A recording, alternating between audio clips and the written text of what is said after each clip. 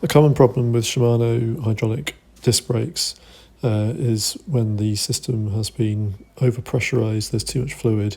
When you press back the brake pads, if you want to put some new ones in, suddenly you hear a pop and then fluid starts leaking out. It's usually because the diaphragm under these 3 bolts here has been broken and it's burst, and you can see the fluid will be leaking out of this little hole here from the rubber diaphragm. So underneath, this is what the rubber diaphragm looks like. The hole will be in the bottom left corner. You might not be able to see it, but there will be a hole.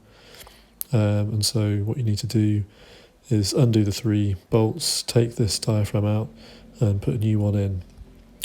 You'll then want to re-bleed the system. Sometimes if it's just popped at the top here, you can get away with just bleeding it from the top. Don't have to do a full bleed.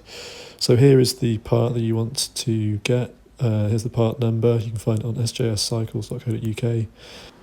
This part will suit a number of different levers and they're all listed on the same page here. Hope this video has been useful. Please comment below if you have any more questions. Thanks for watching.